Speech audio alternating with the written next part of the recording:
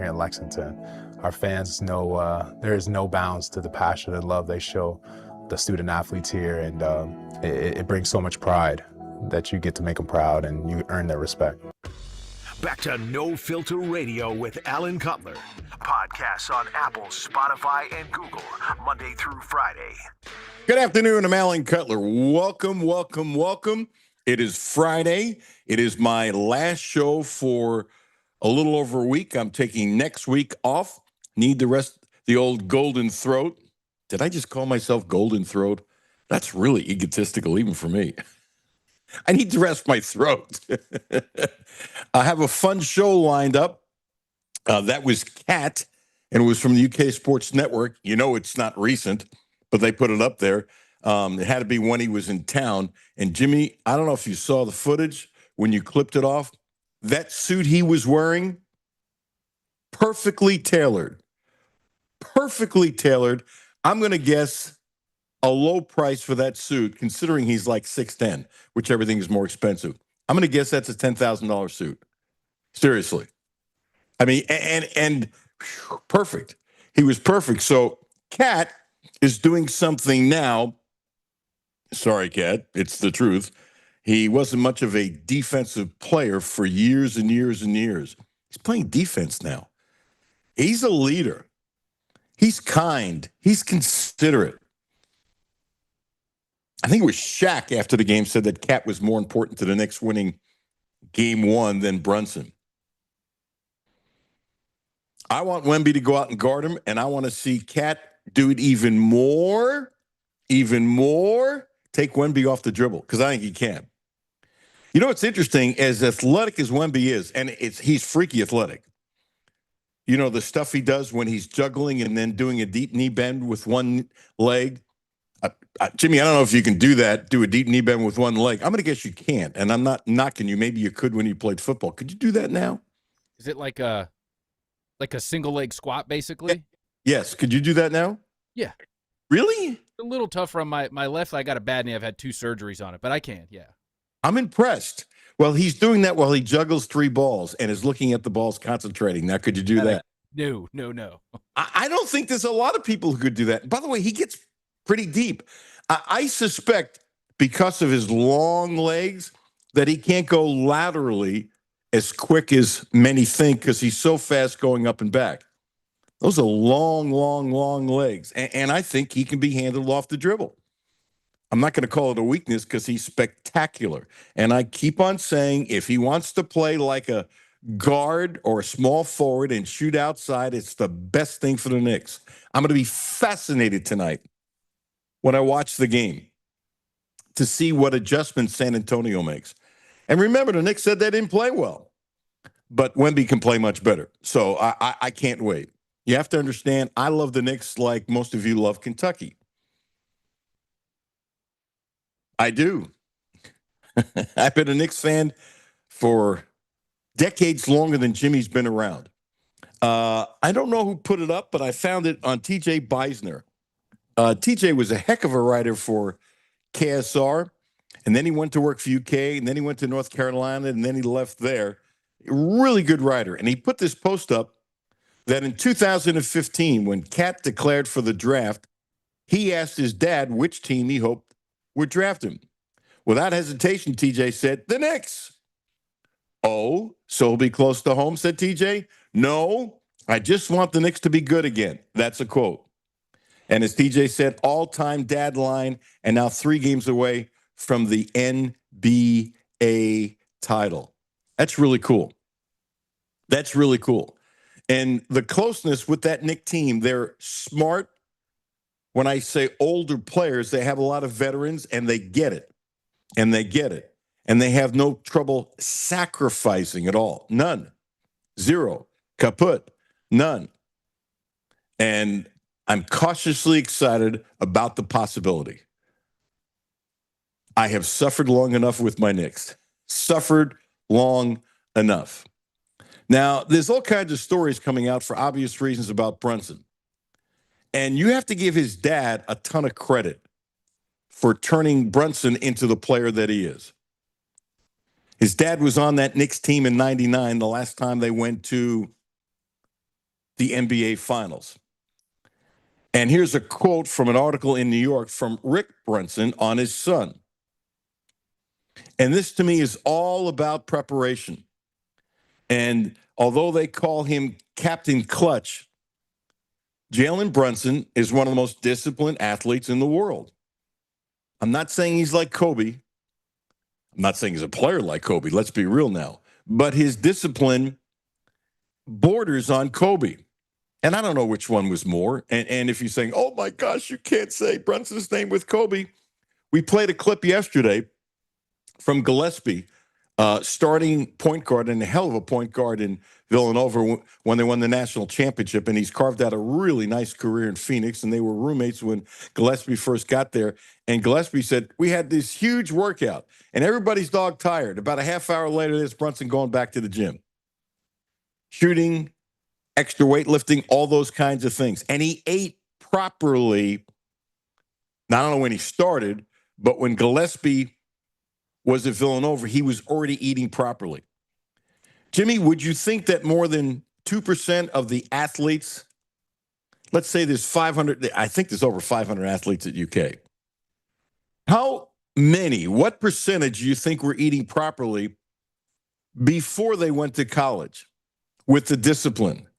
Would it be 2%? Now, there's a lot of kids who come to schools like Kentucky where you have nutritionists and they have a training table and they show you how to eat and stuff like that, and it goes up exponentially. Is it as good as coaches want? Probably not. Does it get much better because of it? Yes, it does, because they teach a lot of young people how to eat properly. They teach them about the fact that eating properly will help their career and those kinds of things, and I think many do. What percentage? I don't know. A lot of it's forced. With the meals that you get, that doesn't mean you can't go out on the side and eat a whole pizza. And I'm not ripping you if you do. But you think 2% of the athletes show up to Kentucky already with that huge discipline, with eating properly and training properly around the clock? I'd probably say 2 to 5%. I think more of them know what they should have been eating, but did they when they were in high school? Probably not. Just they didn't have the means to do it. I would think it's higher on the Olympic sports because it's such a niche sport, but like football, baseball, basketball, I don't think too many of those guys were like a great diet in high school. I don't think they had the means to do it, if I had to guess. Jimmy, that's a good comment. If you're a swimmer and you're part of those pre-Olympic teams and stuff like that, you're exposed to that to do things the right way early on. I wonder, look, I don't know. If you want to say 2 to 5%, I'm good with that. Then you're saying there's over 25 athletes at UK who showed up. Here's the other thing, and consider this, Jimmy. There's a big difference in food and athletes paying attention today versus when Brunson went to college. There's a huge difference. The education is far superior. So now consider the 2 to 5% when Brunson first went to Villanova. You want to make it more than 2%, or are you going 2 to 5% today? I think kids today are much smarter. I think they're educated much earlier. I think a lot of them care. I'm not saying they didn't care before, but they care about going that extra step. It's been drummed in their heads early on. So let's say if it's 5% now, which I think is high, but I have no idea. It had to be less when Brunson went to college just because of the education that's out there. You see that? Oh, absolutely. It's higher now. Rick Brunson, he didn't have the athleticism. He didn't have the size. So what gets you over? Mental toughness, hard work, and being very, very skilled. That's Rick Brunson on training a young Jalen. Plus, I love that soundbite yesterday we played where he said he keeps nothing in his house. When he wins an award or something like that, it goes to his mom and dad. He said, I just don't want it around. When I finish my career, I'll get him back. That you accomplish something and you move on. That's kind of the thing that you would think Kobe would have said, don't you, Jimmy? Isn't it that kind of thing? And here's the other thing. When I was talking to a friend of mine months ago, and I might have said this on the air, I don't remember, that the stories were that the Knicks will never win an NBA championship or get to the finals this year, by the way. This surprised me because Brunson's not going to get much better, and the other players won't get much better. And that always ticks me off because growth happens in stages and growth happens when it happens. So Brunson has grown tremendously in the last 4 or 5 years. tremendously. I think he's still growing. I really do. I think he's still growing. And can you grow when you're around 30? Absolutely. Does it happen a lot? No. No. No. But the perception is, hey, you're set. You're a veteran. I don't buy it. I never have bought it. Now, probability-wise, I get you. Before I forget, let's set up the show. Chip Rupp is going to join us in about 4 minutes, and I wonder if he's happy with UK's roster. As much as he loves Kentucky, and you can love Kentucky and be tough. There's nothing wrong with that. And I don't know if there's anybody within the sound of my voice right now who loves Kentucky more than Chip. Maybe you love it as much. The odds are at least 99.9%, Jimmy, that you're not as vested as he is. Wouldn't you say that's a safe bet? Yeah, I think that's fair. That doesn't mean somebody might not criticize. My dear friend Hal McCoy at 12:30. We don't talk much Browns, but he grew up a Browns fan. He's quit on the Browns, which I think is really funny. He's in the waiting room already? Okay. Jim Master, sharpshooter, will be at 1 o'clock. And we must talk Belmont, and it's an excuse to have my dear friend Jude Feld on the show. So this is moving day, by the way, for Kentucky. And the picture I used to promote the show was from UK.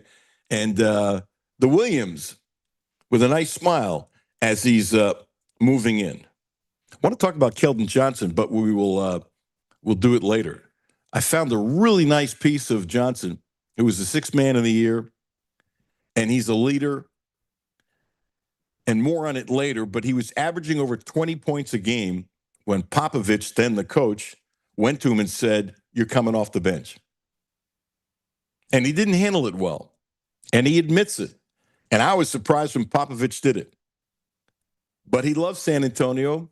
Jimmy, he walks around with a cowboy hat, and he does it because he said, "I'm all in on San Antonio." But he struggled. And it's okay to struggle.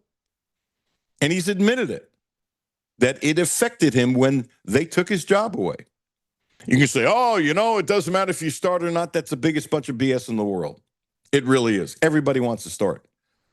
99% of the people who say it really doesn't matter, they're full of crap. They are. I wouldn't say 99, about 90%. It's full of crap. You're trying to say the right thing and do the right thing. Everybody wants the glory. Everybody wants the glory. And for me, they are a glorious car dealership. Quantrell, Subarus, Cadillacs, Volvos. Currently, we have the VC60, the Volvo. It's a hybrid. You plug it in, get 41 miles, and we are saving basically a couple of payments a year, including subtracting what the electricity costs by plugging it in every night. And when I figured it out, I went, ooh, interesting. Plus, it's the best car we've ever had. Driving should feel personal, protected, centered, completely at ease the moment you pull onto the road. That's a Volvo difference. Thoughtful design, quiet confidence, and safety always working in the background so you can simply breathe and drive. Plus, the luxury of Volvo is more often within reach than expected. That's what we found out. That's why Volvo deserves your first look. At Quattro Volvo, Brentley and Mark, friends, they have built a dealership that is calm, respectful, and genuinely helpful. Right now, get 1.99% APR for 36 months on most 2026 models. See dealer for details. Visit QuantroVolvo.com today. Chip Rupp, my buddy, coming up next. Alan Cutler, 1300 AM, 92.5 FM. No Filter Radio with Alan Cutler, brought to you by Quantrell Auto Group. QuantrellForLife.com. Hi, this is Alan Cutler. Have a no filter comment? Hit the text line, 859-381-1313. 859-381-1313. Hey, I'm Dale Wise. I've just recently retired. I know that the electronics, if you don't keep up with it, it can get away from you and get real confusing. Republic Bank's app, I use their app, and it is so easy to use.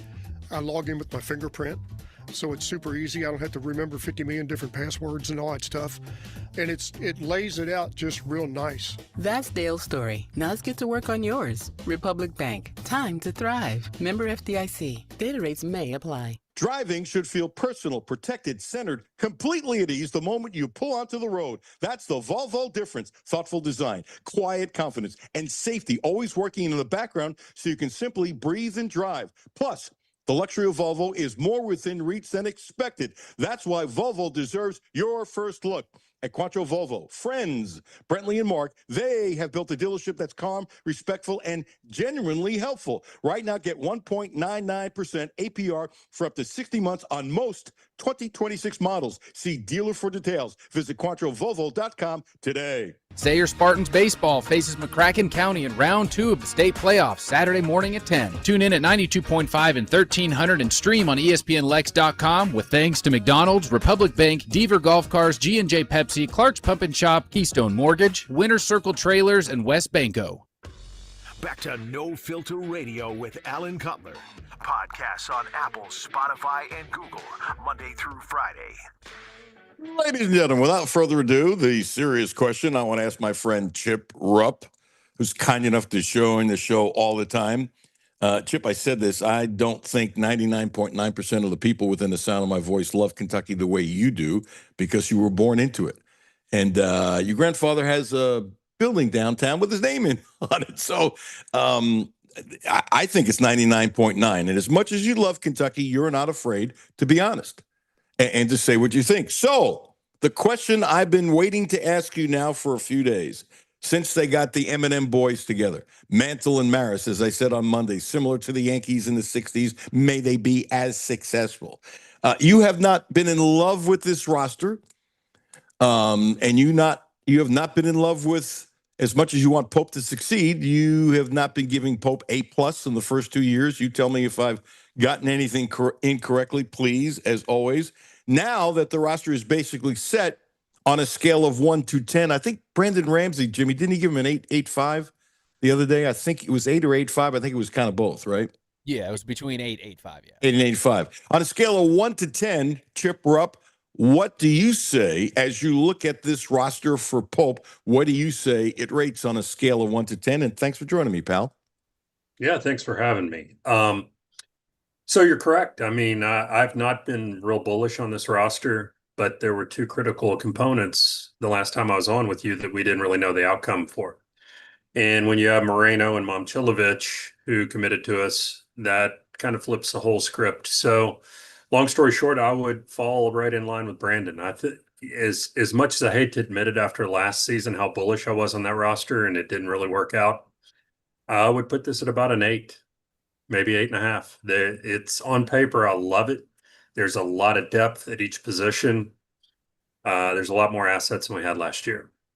Yeah, I think the depth is much better. And there are people complaining because everybody who's a Kentucky fan, not everybody, but most like to nitpick, well, who's the fourth guard? You need more experience. I suspect, and in the old days, this was no big deal, that Williams will probably be the fourth guard. Now, you don't want Williams to start, and there's a fear because of history the last couple of years with injuries, but I suspect he's going to be a better player than people think. I'm not saying he's going to play 15 minutes a game or anything like that, but I don't have any problem with Williams being the number 4 guard. Doesn't bother me at all, actually, because of his dad and who he is. And by the way, the picture I used to tease the show came from UK. He's a lot thicker than his dad. Mm-hmm. His dad is, I don't mean to be nasty, but he's kind of diminutive, which is even more of a compliment for the spectacular career. I mean, he was an all-star a gazillion times. If I remember right, SEC Freshman of the Year, he was all SEC, all that kind of stuff. And his son is built in comparison. I bet Mo wishes he would have looked like his son when he went to Alabama. So I'm okay. You know, Kentucky fans, like a lot of groups, have the fear of the unknown. Well, we don't know what he can do. Okay. You also don't know how much better Hawthorne's going to be. And some of the others are going to be, as it's a year older, going to get better. So I'm good if they don't bring in another guard. If you bring in another guard, they better be good enough to play. Obviously not start, but good enough to play. And if he's really good enough to play, then that person probably would want to go somewhere else so we can get more PT, more playing time, which is the problem you have in today's society. Really like our backcourt. I think Mason Williams, and I don't know enough about him. I think he will be serviceable. If we get to the point where we have to play him significant minutes, I think he'll be able to handle it. But the bottom line is, I don't think we're going to get to that point. I think he's going to be a multi-year player, and I think he's probably a much better player than we all give him credit for. I think, just growing up in that household and his dad mentoring him, I think he's going to be more than capable.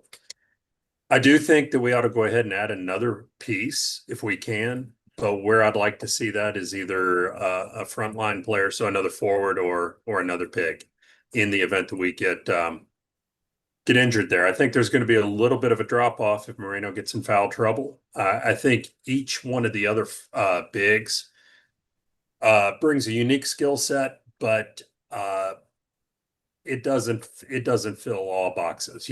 I think that for the most part, Potter and Moreno are great passers. They're going to get the ball and distribute it to other guys. They can create a little bit off the dribble. They can shoot it. I think Kepnang, I think that's how you pronounce his name. I mean, he's going to be mainly just a banger, rebounder, scoring right around the rim. So I wouldn't mind seeing another big in there. But if I had a wish list, I'd want another forward, because I think Cam Williams is a really good player, really good shooter. But we didn't get to see enough of him last year to know if he's going to be dependable. And so then you take him out of the mix and you're kind of down to Momcilovic, and we know that he's going to be great, but I think we're still a little thin on that. Yeah, at the 3-4 spot. So I'd like to see somebody added there. Interesting. I'm pretty high on Justin McBride coming off the bench.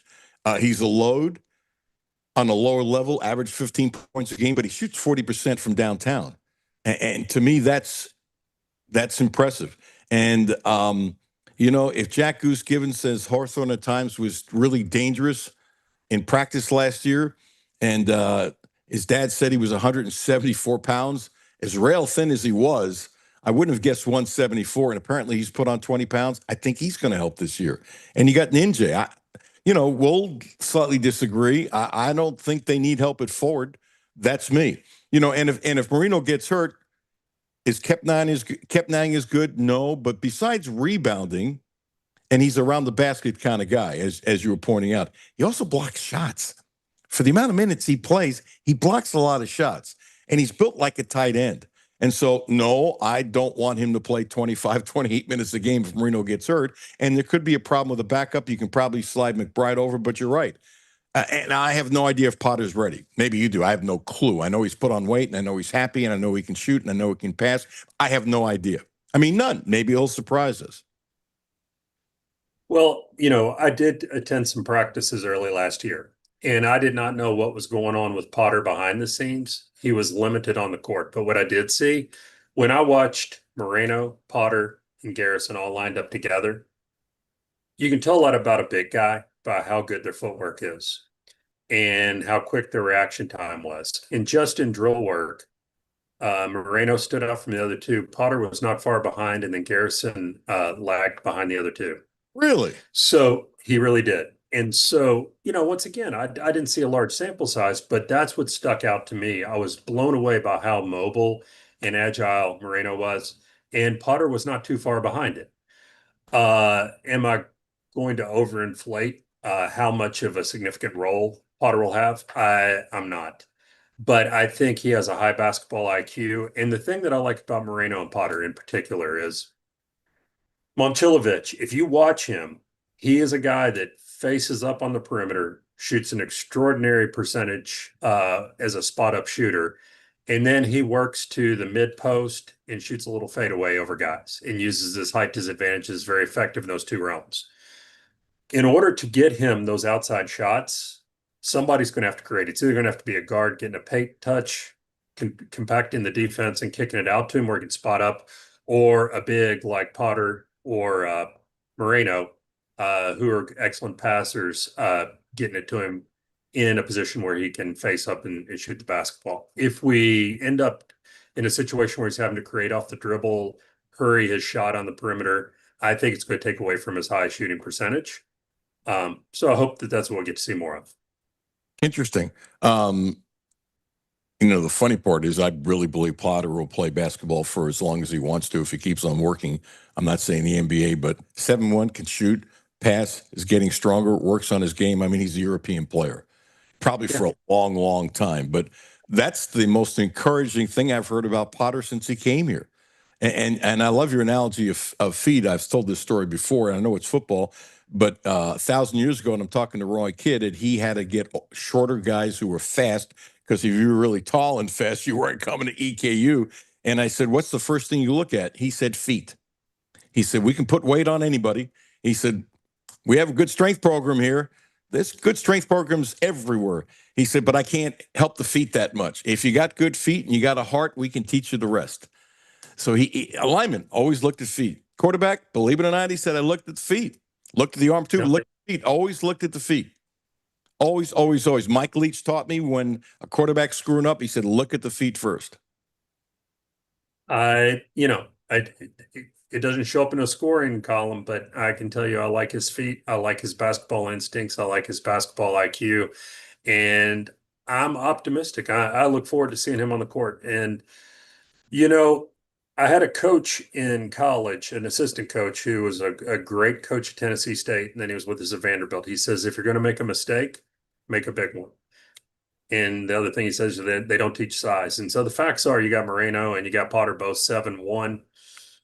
I like our chances. I think he can give us some good minutes next year if we need him. I think I know who you're talking about. Tell us who you're talking about, Tennessee State and Vandy. So this guy was a great guy. His name was Ed Martin. Yep. He coached Truck Robinson down at Tennessee State. Just the guy was unbelievable. And he came over after he retired from Tennessee State and was an assistant with on CM Newton's staff across town at Vanderbilt when I was there. Got a quick comment on Cat versus Fox and Johnson NBA championship game 2? Well, there's a lot of cats there, aren't there? But, I heard your comments. I know you're a New York guy. The Knicks have been long suffering. And I think the basketball world would be just much better if you had a championship in New York again. And I think the city would be electric. So I'm pulling for Cat and the Knicks to pull this one off. I think he's going to be the intangible in this series. Everybody's focused on Brunson, and Brunson's fantastic, and Josh Hart has great basketball instincts, but Cat can really exploit Wemby on the perimeter. I think he's gonna have a hard time containing him because he's so mobile. So I'd like to see him draw him out away from the basket and go to work on him. Yeah, Shaq called him the most important player the other night. And if Wemby does go out and guard him, I think he blows right by him. Just blows right by him. And his passing has been spectacular. Actually, the Knicks took another level when Cat went to Mike Brown, the coach, and said, let me distribute the ball more to take pressure off Brunson. And they all adjusted. And that's been the last adjustment to take the Knicks to the next level. Chip, so if they don't get anybody else, you're telling me right now you're happy if the season started tomorrow. Is that a yes? Yes, I'm really happy with our pieces. Now, I will temper my enthusiasm with this. Now all the pressure goes to Mark and his staff. I think he's got the assets to have a really good team. The question is, can he mold them together into a cohesive unit, figure out the rotations, and that's all on him. And that's not to disparage him, but, I don't think we can cry about not having enough players. We got players at all positions, so hopefully they can coach them up and have a good season. Yeah, and the pressure you're talking about, that's what you get paid $5-6 million for. It's all good. Yeah. And I don't think he's afraid of it. He knows it. He's readily admitted it. And, you made the comment earlier. I really want the guy to succeed. I don't really know him, but I liked him as a player. I think he gave us reason for optimism his first year. We took a step back last year. I felt like he maybe caved to the pressure a little bit. I had grave doubts early in the portal process, and with the lack of high school recruits joining us on his ability to assemble a roster. And I was skeptical of some of the early additions, but he's a bright guy, and I think that there's a method to his madness. And when you look at the final roster, I like it. So I'm optimistic. Have a great weekend, dude. Always appreciate your time and your strong, honest comments. Great to see you. Have a good weekend. We'll talk soon. Thanks, Chip. Chip Rupp. 1 over with this roster. And by the way, Chip was talking about the portal and stuff. Louisville is number 1 in the portal in a poll I saw, and Kentucky is number 2. Number 2. What a change. Hal McCoy coming up next. Hal McCoy. I know Jimmy will have the Talking Baseball song ready. Oh, he already did. Why am I not surprised you already had it ready without me asking? Of course, you're Jimmy. And of course, you should consider Terry Page. My muscles for working out. You know, I wrote a little something for the station. They want us all to write something up about, you know, in a short form about who we are, that kind of stuff. And I said, I love to work out, even though I don't look like I've ever worked out. That's probably me. Don't you think that's me? I work out 6-7 days a week, and oftentimes multiple workouts in a day. I'm serious. It's possible to look this bad and work out the way I am. So, man, my muscles were really tight. I mean, sore, tight, whatever. And she worked me over and helps me tremendously. Tremendously. It's crazy how I felt when I left versus when I went in there. Crazy. Terry Page, check her out. 859-373-0578. 859-373-0578 in Lexington Thursday and Friday, Butler Monday and Tuesday. Use my name. Check her out. She's a healer. She's wonderful. Alan Cutler, 1300 AM, 92.5 FM. No Filter Radio with Alan Cutler, brought to you by Quantrell Auto Group. QuantrellForLife.com. Hi, this is Alan Cutler. Have a no filter comment? Hit the text line, 859-381-30.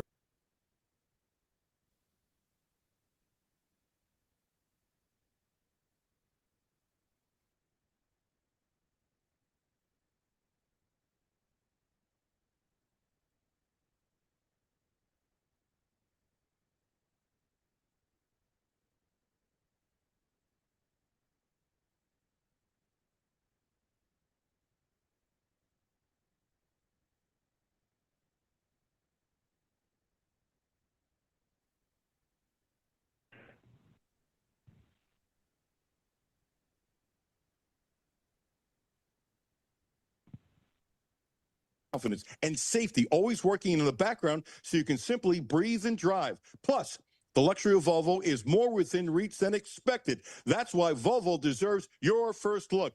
At Quattro Volvo, friends, Brentley and Mark, they have built a dealership that's calm, respectful, and genuinely helpful. Right now, get 1.99% APR for up to 60 months on most 2026 models. See dealer for details. Visit QuattroVolvo.com today.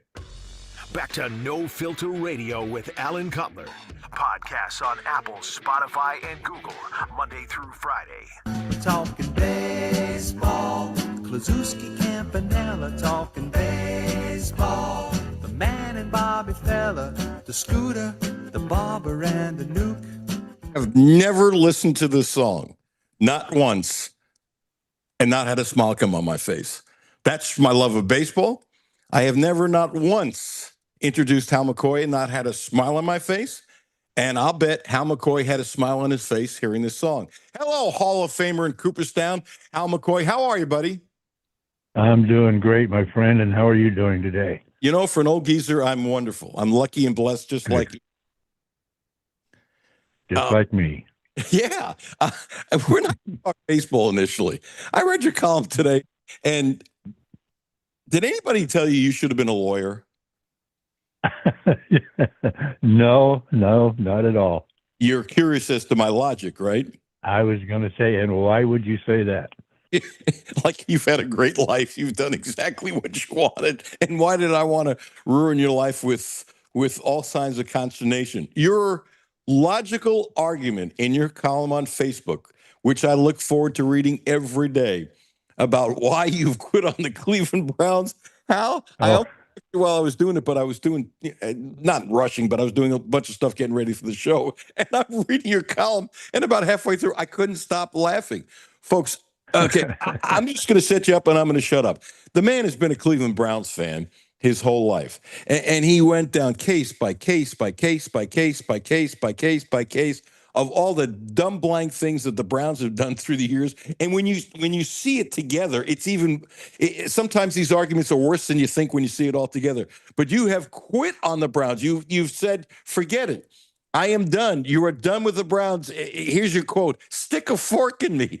You're 85 years old and you're quitting on the Browns at 85. I love it. Go ahead. Explain your argument, please. Well, I grew up 1948. I was 8 years old. The Browns played in the All-America Conference, won it every year and hardly ever lost. Became a great fan and stayed with them. 1964, I actually covered the Browns, and they won the championship. That was before the Super Bowl. Last championship they've won, and I've stuck with them. I've stuck with them through moving the damn team to Baltimore and giving them an expansion team. 42 quarterbacks. I didn't mention the fumble and the drive, which also broke my heart. And signing Deshaun Watson, which was reprehensible. And I stuck with them. Then they trade Myles Garrett, the best defensive player in all of pro football. That was it. I'm done. Give me a Bengals jersey. Give you a Bengals jersey? Yes. You know what? I thought you were I never thought I'd ever say that, but I'm done with the Browns. They are so incompetent in the front office. So who's more incompetent? It's a very serious question. You already know where I'm going. Who's more incompetent? Yes, I do. Management or You're going to the Reds or the Browns, huh? Yes, sir. I think it's a photo finish. It is unbelievable how no matter what they do, they take 2 steps forward and 2 steps back, and 2 steps forward and 2 steps back. And they have 9 million guys who can't even bat 200, right? Exactly. Pointed that out in my blog today. When you have 6 or 7 guys that you were counting on coming out of spring training that are below the Mendoza line, which is below 200, it's just incomprehensible. You know who else is throwing the towel in? I know you guys are friends, at least I believe you are. Lance McAllister, who does a show up in Cincinnati forever. And he hasn't said throwing in the towel, but he basically, in his column yesterday, has thrown in the column as well about how bad and how stupid the Reds are and all that kind of stuff. I read that column. It was excellent. It was well put together. And I agree with everything he said. I did too. And it's kind of sad because I don't think they're that far away. I really don't. We didn't think so. I think they're in deep trouble now. I do not think they're going to even make the playoffs. And I started the season very confident that they would, and I thought they might even win the division. But, the bullpen, not hitting, and still running Santion out there. I just can't believe that. Sam Maul might be a better option. I was surprised when he made the team. I've never thought he was any good. He's actually about the only guy in the bullpen who's improved this year. They don't have a bullpen. And two games ago, their bullpen gave them 4 shutout innings and they won. It was like, wow, what an aberration. But they don't have a bullpen. They just don't. And outlier. Baseball without a bullpen. Yeah, that's an outlier. You talk about small market teams. How does Tampa Bay, Milwaukee, and Cleveland do it? They all have great bullpens, and they all develop these relief pitchers in their system.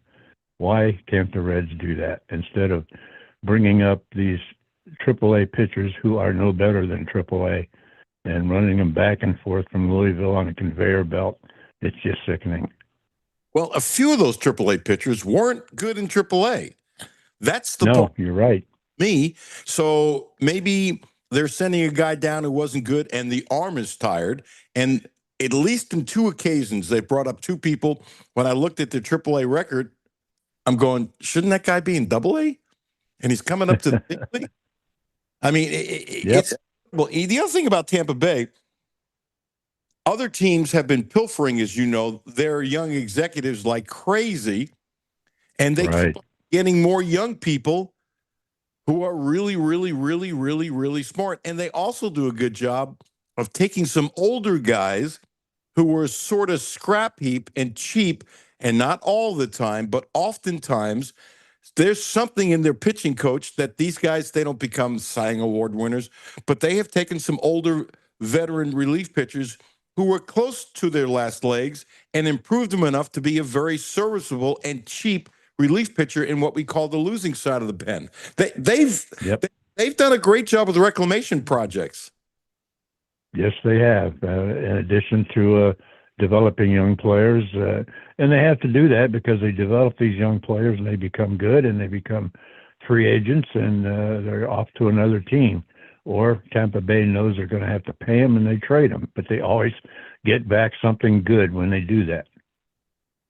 Well, somebody in this conversation, I didn't pick him to win the division, but I did pick him to win 88 games, and that seems foolhardy right now. I'm right with you. I am right with you. I picked him to win 87 or 88 myself. And, we were looking good through April, but boy, it's been a train wreck since. I want to ask you a Francona question that's difficult. Okay. World's nicest guy. Right. What he's done mentally with changing, not that it was horrendous under Bell, and as you pointed out, there were a lot of guys that didn't like Bell, but, there were a lot of guys that didn't like a lot of managers, but everybody, I believe, loves Tito. And just stop me when anytime you disagree or I'm wrong. But now that we've seen him, and I mentioned this to you last year, when you see somebody up close, he gets favorites and doesn't stop with the favorites. And I really believe psychologically, because he was an extra player, he gives some of these extra players more rope than they deserve. Benson hit a home run the other night to tie the game at 3. They went on to win it. And he was on pace for about 250 at-bats to have like 8 home runs and 16 RBIs and was batting 188 or something like that. And he's really positive, and he works really hard, and people love him in the clubhouse. And he's a good fielder. He can play all 3 positions, and he can run, and he's an athlete. But he has as much been as being the big leagues as you and me, and they give him so many chances, it's ridiculous. Yet they trade away Marte, who for a half a season was really good, and they get a pitcher back, and then they didn't give Marte another chance, and Benson gets more chances. I question a lot of the decision-making he does when he makes the lineup out. And I feel like, who am I to do that? Because he's going in the Hall of Fame. And who the heck am I? So it feels kind of weird, but you look at this, and Benson shouldn't be on the team. And there's a bunch of guys that shouldn't be on the team. And that might not be his all call, but the lineup is his call, the way I understand. And some of the things he's done with the lineup the last 2 years with some of these extra players that get too much time, it's baffling at best. Am I wrong in anything I've said? No, I agree with you 100%. And, he is going into the Hall of Fame, but he managed some pretty good teams. Right now, he is handcuffed. He does not have enough good players. And when Benson hit the home run, I said right then, he will be in the lineup tomorrow. Sure enough, he was in the lineup.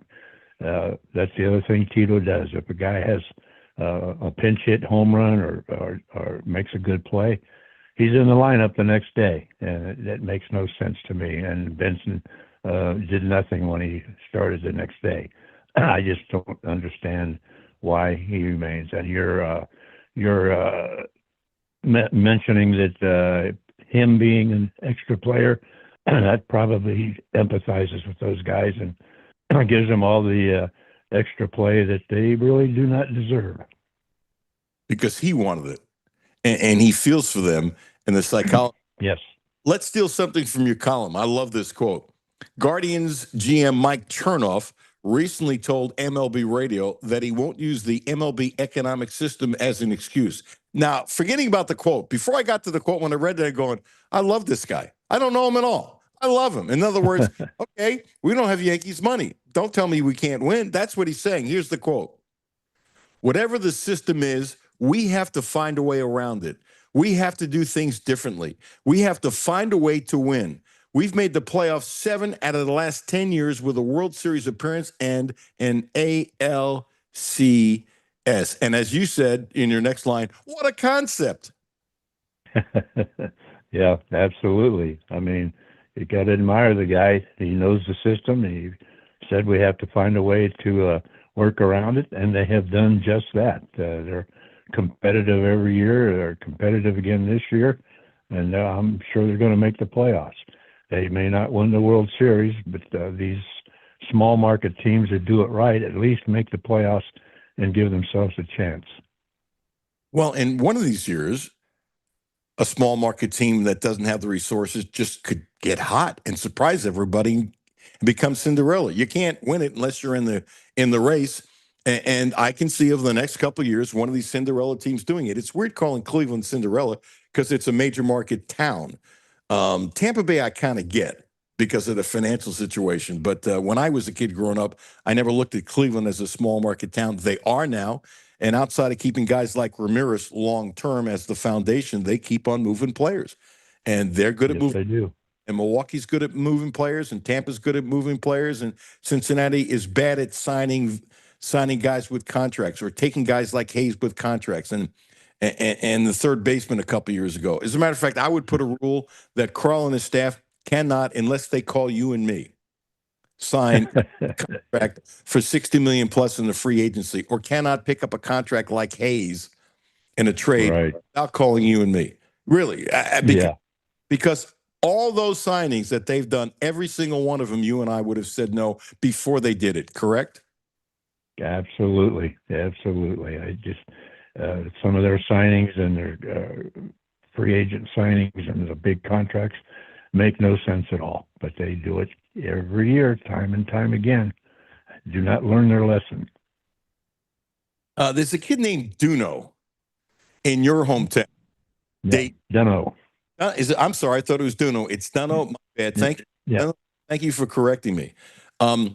It's humorous that he's listed at 210. I was guessing 250. He's the next catcher for the Reds. He's considered the number 2 catcher in all of minor league baseball. I'm not saying call him to the big leagues now. What the hell is he doing in Dayton? He's crushing the ball.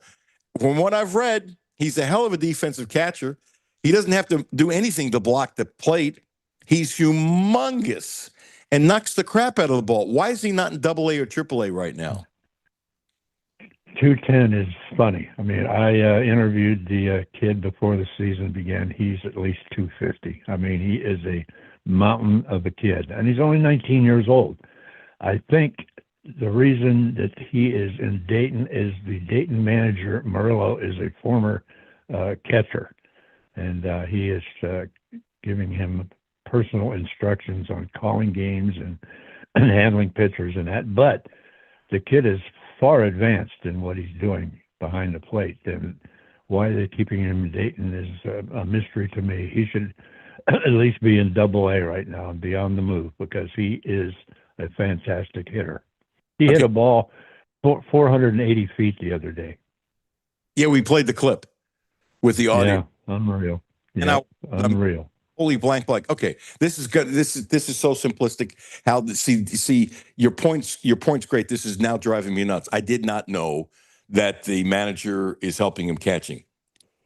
Yes. To be quiet saying this, it seems to me that if they don't have a coach in Double-A who's a really good catching coach, can you send somebody there to help him out? Are you that cheap you can't do it?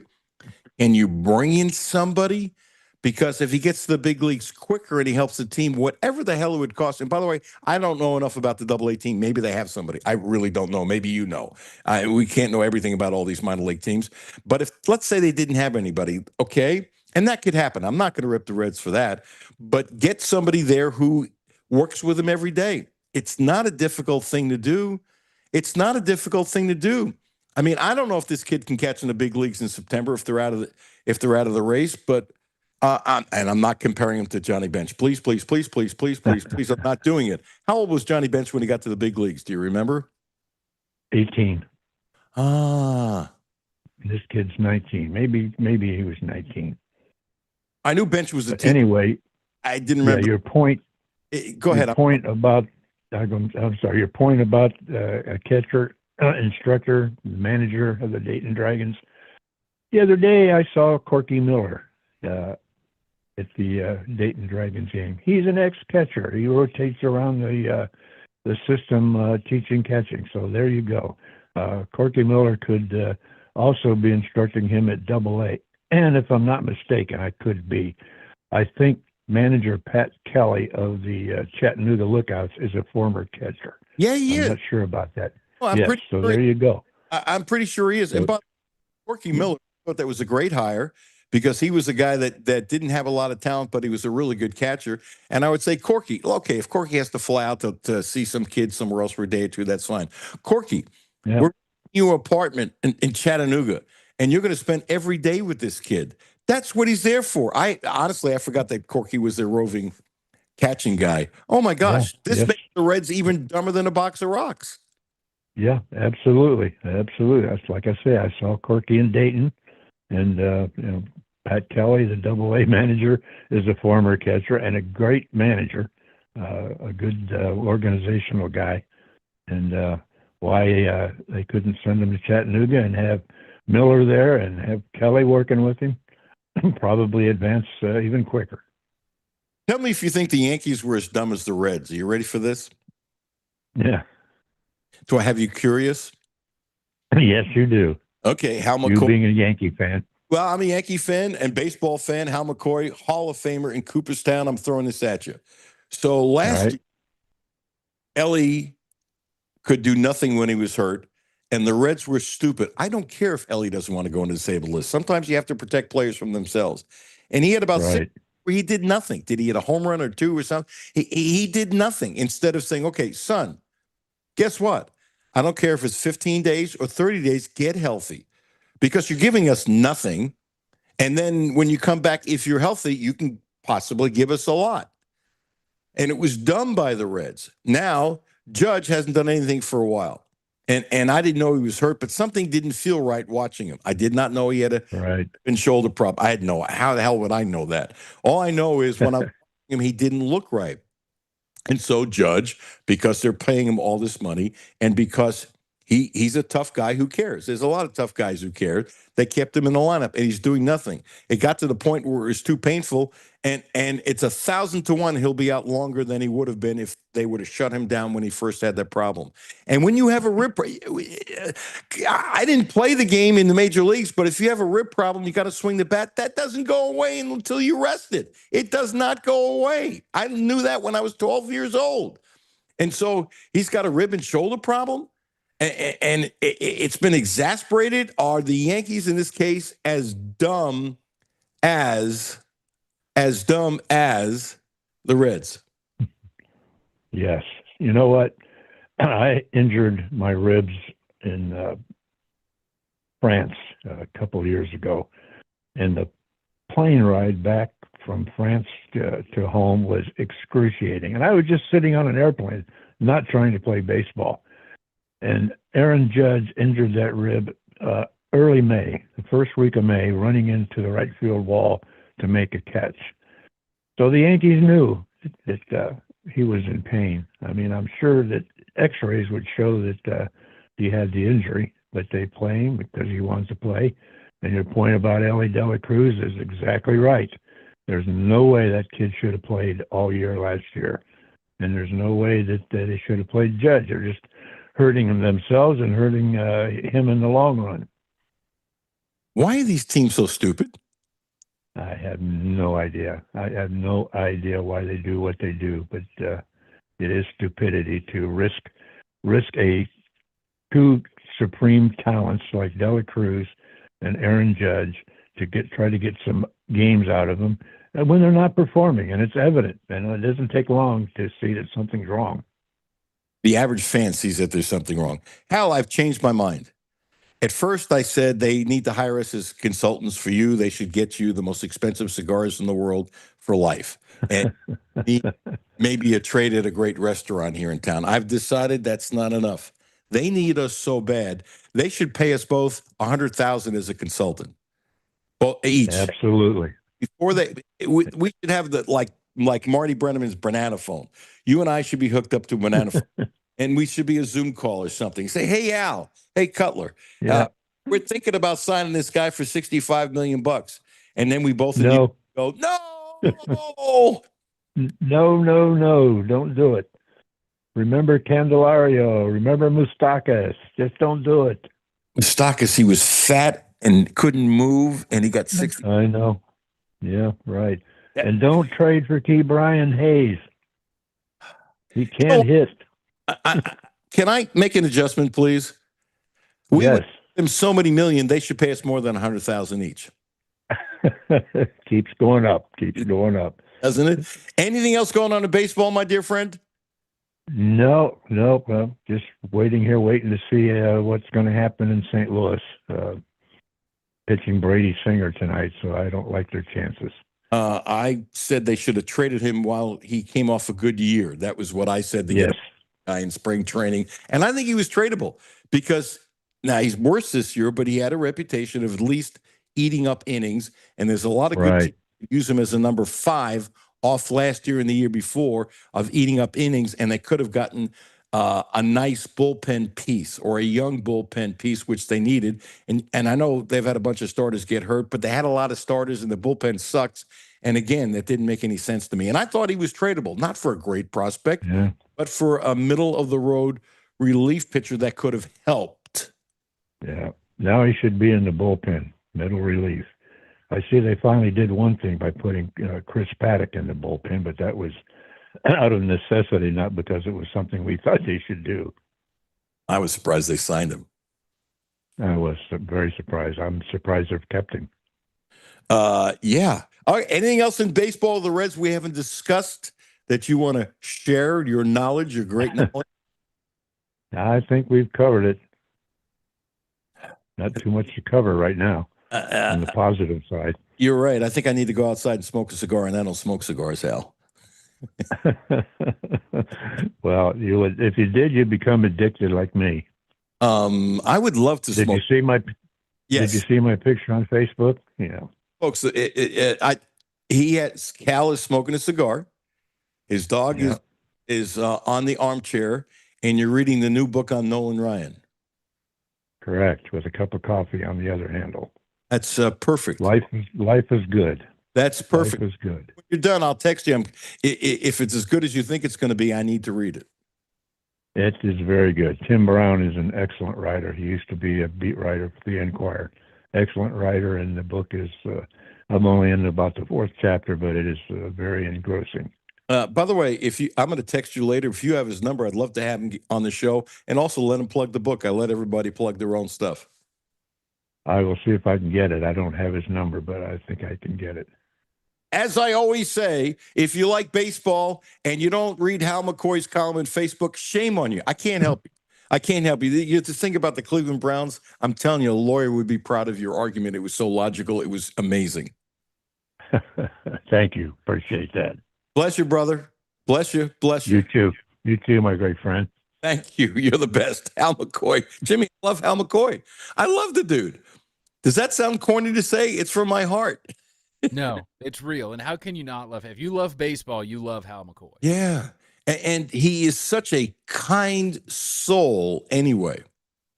Such a kind soul. He's got to live and be strong to at least 95. I'm going to do the show for 10 more years. You think I can drive Lynn Martin nuts for another 10 years?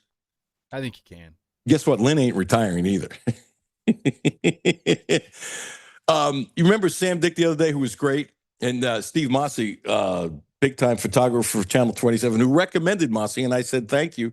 Went back and listened on the podcast, said how good he was. And there is a thing that if you love what you do, you should continue doing it, even if you're not doing it full-time or where you used to be.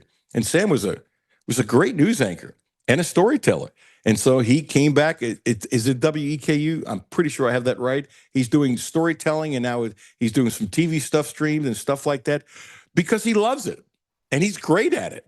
And so Hal McCoy is 85, and he writes every day. It's unbelievable. He's got a great wife. He's got a great life. He's reading a baseball book. He'll smoke a couple cigars today and watch the Reds. Doesn't that sound like a pretty good life? It does sound like a pretty good life. It would be a better life if the Reds were more fun to watch. But yes, all in all, and if you're not a Browns fan, unfortunately, he's got to be strong if he's a lifelong Browns fan or was a lifelong Browns fan. He just 85 years old. He just said, "Stick a fork in me. I'm done." He's been a Browns fan for 70 years, 75 years? A lot of pain. No, about 75 years. Enough, says Hal. God bless you, Hal. The sharpshooter, Jim Master, coming up next. I also am very curious what he thinks of the roster of the University of Kentucky now that I'm not 100% sure, but you would think totally complete. And if you want to complete your health, check out Blue Lotus Health.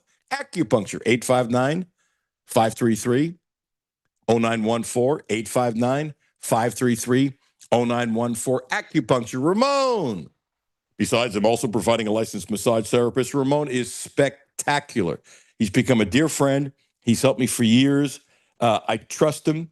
No matter what you do, you can go to somebody who does acupuncture that's bad. He is spectacular.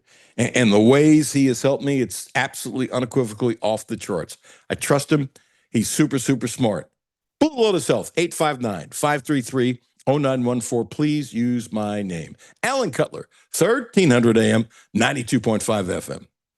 No Filter Radio with Alan Cutler, brought to you by Quantrell Auto Group. QuantrellForLife.com. Hi, this is Alan Cutler. Have a no filter comment? Hit the text line, 859-381-1313. 859-3.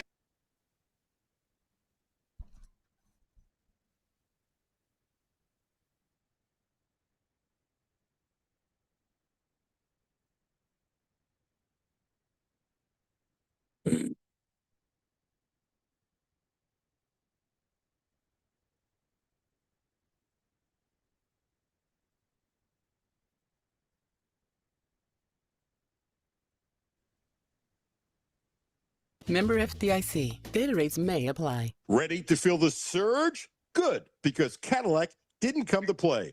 At Quantrell Cadillac, this is power redefined. All electric speed or gas-fed adrenaline, built to move, built to lead. Right now, get in with financing as low as 2.9% APR for up to 60 months on select models. No limits, no apologies. Just drive. Check them out. I love the Cadillacs. QuantrellCadillac.com. See dealer for details. W223CV Lexington.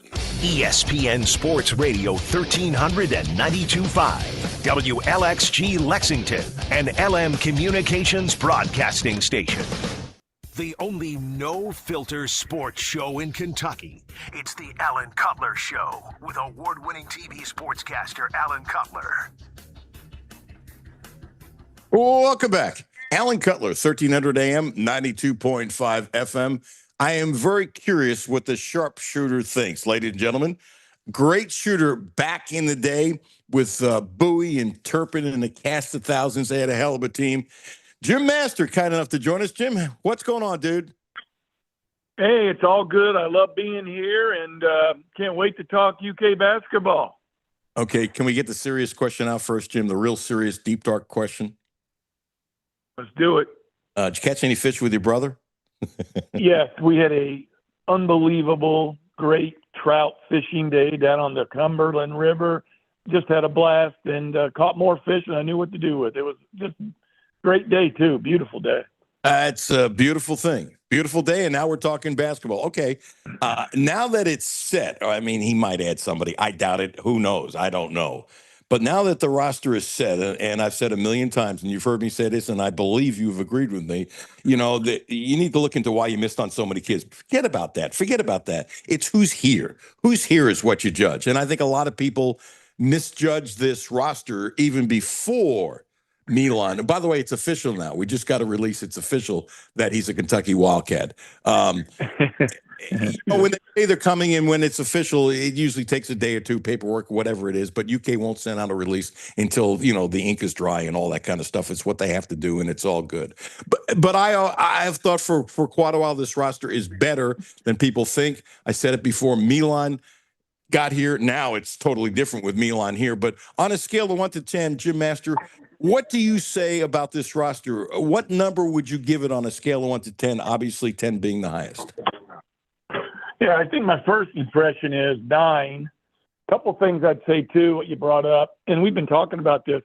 Hey, I know it's a cliche, but it's never over till it's over. Let's think, you know, everybody was, what word do you want to use, a nice word, complaining, they're down on Pope, down on the getting these players, missing out on players. I think I just saw they're the number 2 team in the portal. Now, again, this is on paper. So we did pretty well there. We got Malachi. We got him back. And the team, again, I give them a 9.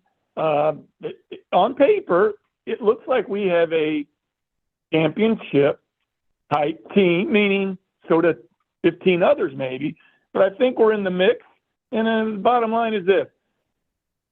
Point guard's a big deal. See how Zoom, they're pretty high on him. And some of our younger guys that we had are back on the team. So I think the energy and the excitement's back, and here we go. I think we're in for a really exciting year. Yeah, what I consider Kentucky is what you said. They're in the mix now. We'll see what happens. Are there rosters on paper that are better Kentucky? Yes. Is Kentucky putting more than a formidable roster together? Absolutely. And, Jim, here's the thing that I like a lot, and it's not getting talked about enough. I really like the bench. I mean, McBride can't start, and I know he played at James Madison. So what? He's not going to get pushed around. Jimmy's 6'7" at 240 and shoots 40% from threes, and he can't start. And there's other guys on the bench I really like a lot. Really like a lot. I think this is a deep team. I think they're 10 deep in the way I count 10. And, Jim, I think you know me well enough when I say this. I'm not being disrespectful. Noah, to me, isn't even in the top 10. I'm not saying he can't become in the top 10, but he's not even in the top 10. And every one of those 10 guys, when I look at the roster, they all can play and help Kentucky. To me, that's huge. And it's going to be, I agree, it also is role playing. Also, these kids doing the role playing, setting the picks, being the dirty work, muscle inside. Maybe not a starter, like you said, some of them, but I think they're going to have more of a team and a more of, hey, this is your job type thing. And maybe your job is not to go out and score a bunch, but your job is to come in and bang the boards and not get pushed around, like you said, Alan. Again, I'm excited. I'm excited for the young men that Cam, where his development is. I think there's a couple other players you can say, wow, they're high on their development. They're going to get better and better. So again, the excitement's back. They have a roster. They have a very good roster on paper. So I'm anxious to see it. I really am. I think we got a real exciting year coming up. Okay, I want to throw an analogy at you. I used this the other day, but I want your opinion. I'm not saying he's Josh Hart. Okay, I'm not doing that. Josh Hart is a steal at $64 million over 4 years. I can't believe I'm saying somebody's making $64 million. But it really is, but neither here nor there. Okay, hang with me a second because you're going to think I'm out of my mind. And if you still do, come on, Jim, we've known each other forever. Tell me I'm out of my mind. This is what I would do. I would have Pope get his video people to put cut-ups of Josh Hart. I don't know why. Maybe you do, but there are some people that have a propensity of getting the 50-50 balls. You would think everybody would. It's a skill and a heart and a desire and nose for the ball and anticipation. Hart has it. Noah has it. Noah, how many times do we see him in short spurts go in and get the ball? Plus, for a kid his size, he's a pretty good rebounder, and I think if you told him to rebound more, he would. I know he didn't hit a shot for a month, but he's a better shooter than Hart. He just hasn't proved it in games. And by the way, he can pass. Here's my logic. Hart the other day only scored 3 points. He had 15 rebounds. I'm not suggesting that Noah should get 15 rebounds. Jim, you know me better than that. He had 6 assists, and what's even better, he had no turnovers, and he set screens. And I look at Noah, and I say, son, you could do what Hart does. I'm not saying is good, but that would make you so valuable, you would force your way on the court. Coaches, as you know, love when you force your way on the court. I look at Josh Hart, and I'm saying Noah could be Josh Hart light. Am I nuts, or do you see the analogy? No, that's kind of what I was saying a few minutes ago. I think we're going to have role players. One of the guys I was thinking of is Noah. He might only play 10 minutes a game. He is a really good shooter. He just kind of lost his confidence. He does set good picks. He does rebound. That is kind of my point. I think we're going to have more guys on this team that buy in that says, look, this is your job. This is what you're going to do. And Noah's a prime example of what I think we're going to have better teamwork and people know their roles. I really do believe that. Yes, I think he'll play a little bit, and I think he'll be a much better shooter when he gets his opportunities to help Kentucky out from the three-point line. Chip Robb was on earlier, and he threw in something I've never heard him say before. He occasionally goes to practice, and he said that Reese Potter had better feet than Garrison. Doesn't mean you're a better player. And he liked some of the things that he did. I know Potter got stronger in the offseason. I know he can shoot. I know he can pass. I have no clue if he can help. But and maybe he can. I'm not being negative. I'm just saying I don't have any idea. But the point is, when he said he had better footwork than Garrison, and I'm not being negative towards Garrison, I went, wow, that's a heck of a comment. Doesn't make you a basketball player, but it's a heck of a comment. And so I don't know if you've seen him in practice or you have a feel. I don't. If maybe he can help next year, as a third center, because Frank Kepnang, the thing that his reputation is, he doesn't play a lot of minutes, but he gets 6 points and 6 rebounds a game and not a lot of minutes, and he's really good at blocking shots. And he's a big, strong man, but he's gotten hurt a lot. The point is, if they have to use Potter, I don't know if he's ready or not. Do you have any idea? I don't, but again, I'm going to say it again. I think he's one of those guys that buys in and does whatever he can for his team. I just think he's going to be. I know he's much stronger. I know he's worked on his game. I just think he's a better attitude, Allen, too, out on the court. And Garrison had a little problem on the attitude a few times. So again, I just think some of these players are going to buy in better on their roles. And what you just said is exactly right. Maybe he comes in as a third center, or maybe he comes in for 6-7 minutes a game to beat people around and do the right thing. I think he knows the game. I think he'll be excited. I think he'll do what it takes, just like Noah. So again, I think there's going to be a better team attitude off the bench, as you brought up. I think we're going to be a little deeper than most people might think. I do too. I think the bench could be not a little, but powerful. Let me share something with you I bet you don't like. You good for that? Go ahead. Okay. There was a very strong column in the USA Today that I'm feverishly looking for. That's somewhere in my notes. I have so many notes. It's kind of ridiculous. Here's the headline. In Milan Machilovic, Mark Pope got more than a number one transfer. He may have saved his job. This is not my words. This is a headline in the USA Today. Before I get to the next part, do you like the headline, or does it bother you, or could you see there's some reality to that? Well, I think it's fair all the way around. I can see some reality to it. Maybe it's a little shot at Coach Pope. It's only his third year, I remind people. His first year was pretty damn good. Had injuries. His second year, brutal, but had injuries. But it's, Alan, anything in life, it's either you, especially in this, you either win or you don't. So I think there was probably some added pressure on him this year. He's such a good person, such a good person of faith. I doubt if he feels it as much. I think he goes out and do the best he can.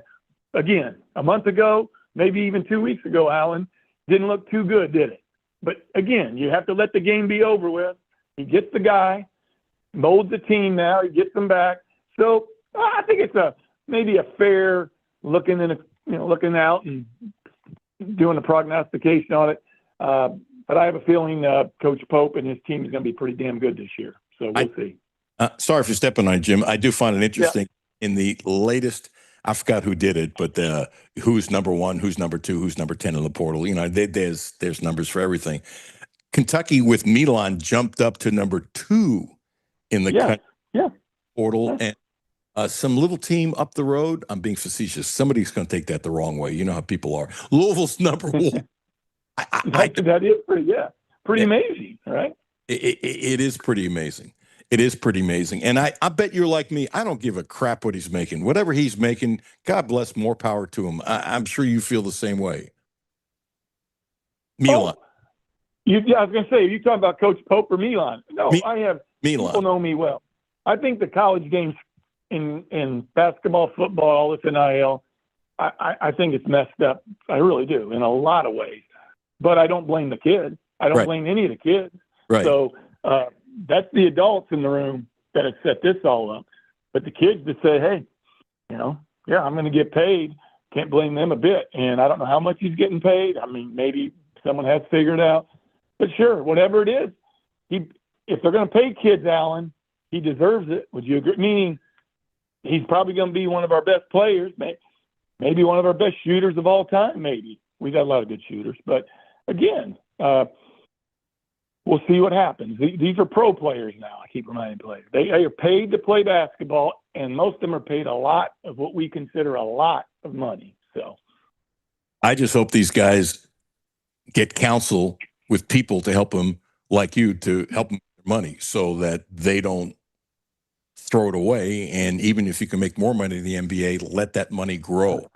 That's right. I hope they get counsel on the right things to do. Okay, buy a few things, but put the money away, because this kind of money that can last forever. There's a good plug for you with what you do and how you've helped Yeah. so that way. But it's true. I mean, you, Jonathan Davis, you got two former Cats that have helped out so many people financially.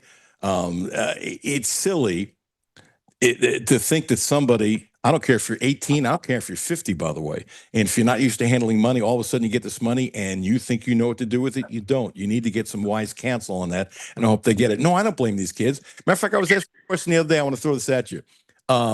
Wade is kind of a renegade kind of guy, and I don't like everything he's done, and that's fine, but that's neither here nor there. And he's getting all these old pros coming here, and I've been asked, isn't that terrible what he's doing? And I go, no, it's not. This is how the rules are, and he's taking advantage of the rules. And I bet you there are coaches who publicly are ripping Wade for what he's done at LSU, bringing in these older.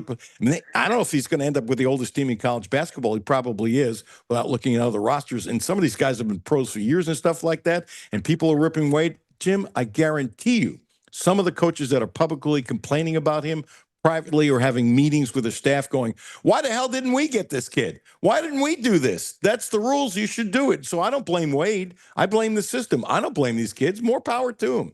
If somebody wants to pay him that, God bless them. More power to them. Fix the system. You and I think, agree 1,000%. 100. Yeah, exactly. He didn't make the rules. And if it's legal to bring these kids in, that's what all these coaches are doing. Mike Krzyzewski, I thought, had a good quote about a month ago or two, Alan. I'm sure you saw it. Same thing we're talking about. He said, you may not like the rules. You may not like the way college basketball or football, for that matter, is, but you better embrace it, because these are the rules. And I totally agree with that. So even though we think it's all messed up a lot, well, if you're the head coach of Kentucky or Arkansas or LSU, your job is to bring the best team you can bring under the rules. Now I'll get a little jab, and he did break a few rules at one time in his life, but he's not breaking them now. This is legal for him to do. He can bring these kids in. So you liked that, didn't you? Pretty good. So anyway, but you're right on, and you're right. And I will say this about Wade, and believe me, I'm not defending him. He broke a whole bunch of rules.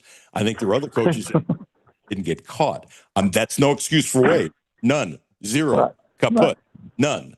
But and I'm not saying every coach cheats, because that's disingenuous on my part. But as you know well, there's a lot of cheating going on, and there's a lot of coaches that have this puritanical image. God bless, more power to them, and their image doesn't fit how they conduct their business. I'm sure you agree with that.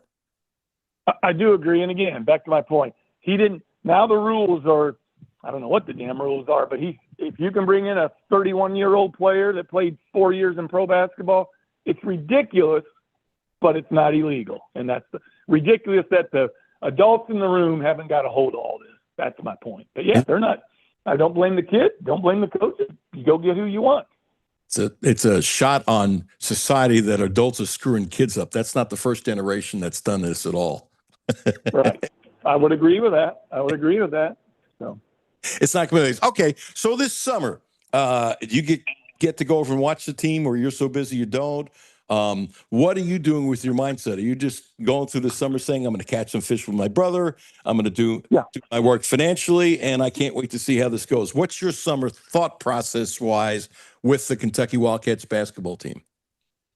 Well, again, I'm sure the kids get in here, young men. Sure, the young men get in here. They do a lot of training, do all this. I see they're not going to go overseas or do anything I thought I saw. But again, Alan, probably more important than ever is getting these kids together and getting them to play with each other during the summertime, doing drills, whatever they can do.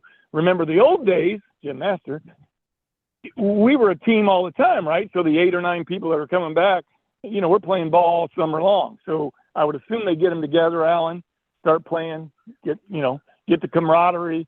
And again, they have a team. I think there would be a lot of confidence, Alan, with these ball players and with some of our new coaching staff and Coach Pope. I bet the confidence will be pretty high over the next several months. I bet it is. And maybe Pope can enjoy his summer a little bit more because he hears he's not stupid. No, right. Hey, man, I always appreciate the time. Catch some more fish, and we have to chat down the road. Okay, go Big Blue. I'll be talking with you, Alan. Jim, last one. Hang on. No. Okay. All right. You're going to tell me the truth, the whole truth, but nothing but the truth, so help you, Jim Master? Here we go. You well set up. Here we go.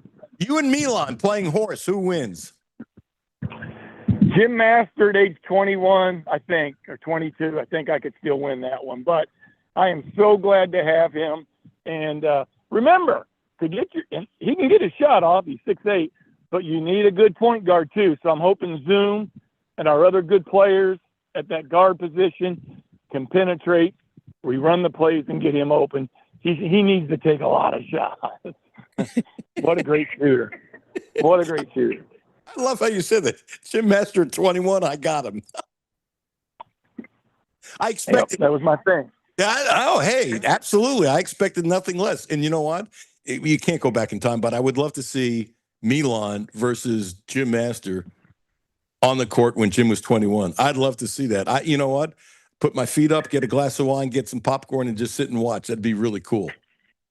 And I wish I were his height, though. He got me on that. That's for sure. So. And he uses it well, too. Some of the fallbacks. He does.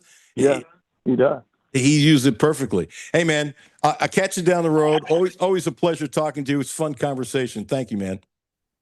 See you soon, guys. Thanks. Yeah, Jim Master, really good. I loved it. At 21, I would take him.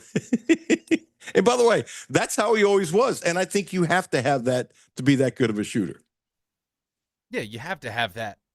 Whatever that is inside you have to have it. No one's going to beat you in your prime. You know what I should have asked him? Just hit me. I should have got into it. I'm going to write this down the next time he comes on. I bet you've already figured it out. Talk to him about the difference between being confident and cocky. That's a good one.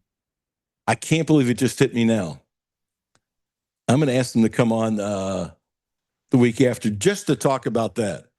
Because Jim was cocky. In my definition of cocky. And by the way, Jimmy, you know me. I say that with loving kindness. He wasn't confident. He was cocky. And it's good. I like it. I'm not going to ask him this part again because the first couple times he was on, we talked about it. But can you imagine Jim Master today on the 3-point shot? You should have seen him. Not only his shot was pure, Jim. Jim had such a pure shot. But, Jimmy, his form was great. It was repeatable. It's the kind of form. There are certain guys that you watch play, certain gals that you watch play, and you see the form, and you're just saying, it's going in when it leaves his hands. When certain people have that repeatable form that is precise, he had that kind of form.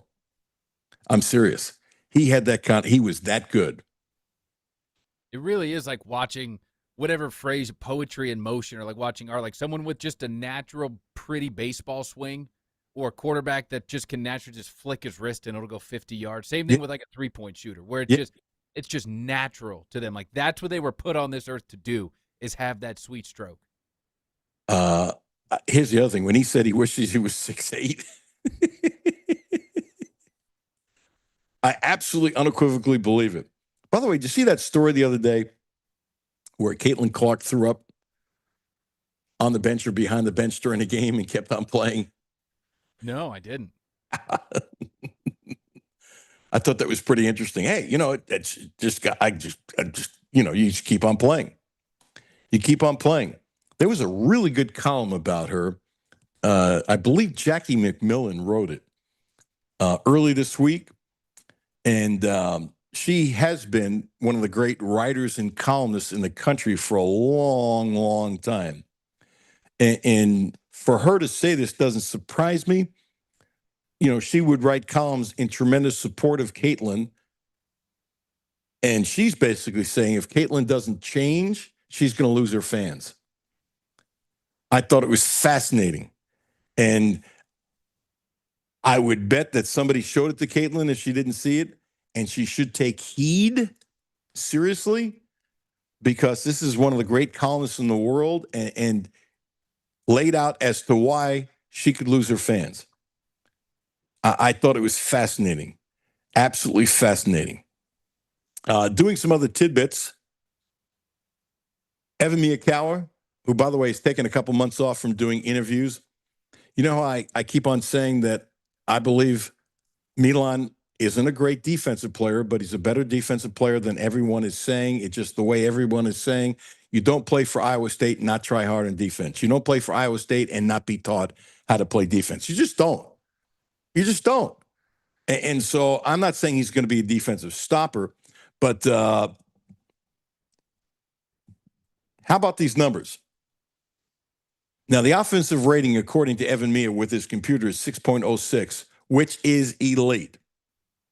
His defensive rating, Jimmy, is a 2.45. That's pretty good, by the way. Now, Iowa State, everybody knows, was one of the better or best defensive teams in the country. And he wasn't their best defensive player or the second best defensive player or the third. He was the fifth. So to be the best is one thing, but to be the fifth defensive player on a big-time defensive team, and the team was ranked fifth best by Ken Palm. Jimmy, again, I'm not saying that he's a stopper, but I'm saying people are it's like they're pulling on a stereotype. He's not a great athlete, okay? If he was a great athlete, he wouldn't be coming to Kentucky. He'd be a lotto pick. He would. He'd be a lotto pick. There's no question about it. But there's a stereotype going on that you're not athletic, so therefore you can't play defense. And I think it's BS. I think he's made himself into more than what I would call a serviceable defensive player. I think he's a good defensive player. Didn't say great, didn't say very good. But if you're number 5 on a team that is elite, that means you're doing what you're supposed to do. Plus, he's coming to town understanding defense. Now, Pope might teach a different way, and it might be a different system and all that kind of stuff. But he obviously, one, pays attention. He obviously played hard on defense. He obviously knows defensive principles. Everybody talks about his shooting. I get it. You should, that kind of thing. By the way, I think I love the two things about his offense. I love his fall-away shot. You can't block it. And I love the fact how he can create a three-point shot with the dribble and fake a guy out. I think it's spectacular. But you see where I'm coming from defensively? It kind of ticks me off that everybody's ripping this guy's defense when they don't know what the hell they're talking about. Yeah, and I feel like for a lot of guys, you don't have to be the most athletic person to be a great defender. If you realize and you understand you're not athletic, which he obviously does when you get to this level, you know your skill sets, you know your weaknesses. But it's a lot about the brain and being smart out there on the floor and knowing, okay, I'm not as athletic as that guy, so I have to put myself in position ahead of time, knowing where the flow of the offense is, knowing where a cross-court pass could happen to get into the passing lane, like those kinds of things. And as you get more developed as a player, which he has been, you get better at those things. So, yeah, you don't have to be a great athlete to be a defender. There's plenty of great athletes who choose not to be great defenders. So instead, when you know it's a detriment that you're not athletic, you know you have to work at other things. So I think he's going to be fine. I don't think he's going to be first-team All-SEC defensive team, but, I think he's going to be better than what is expected. I've heard on other shows and some fans calling it, I'm not calling anybody's name out, it's superfluous, I don't really care. But, saying, well, he's going to be a defensive liability, but he's sure going to score enough points. And if he scores enough points, it's going to be okay. And I'm getting too nice. I should call more people out. I've never called anybody out in another show, have I? I would never do that. Would I, Jimmy? No. Come on.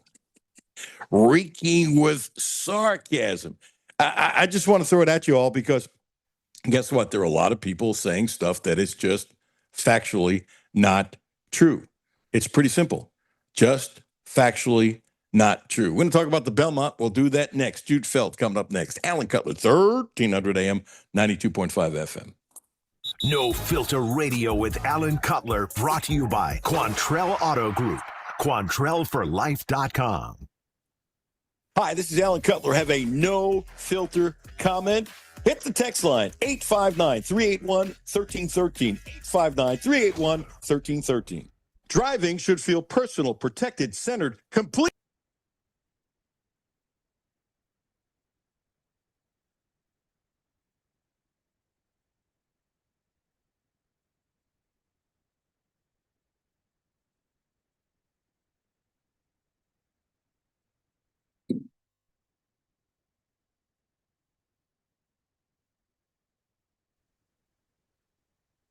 1.99% APR for up to 60 months on most 2026 models. See dealer for details. Visit QuattroVolvo.com today.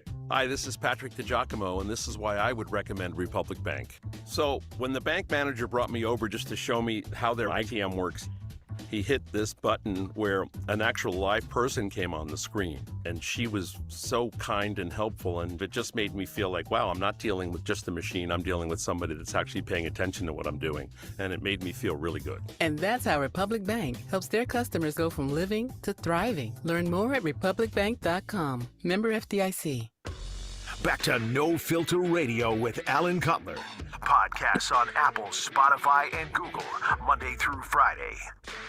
Always good to have an excuse to ask my friend Jude Feld to join us.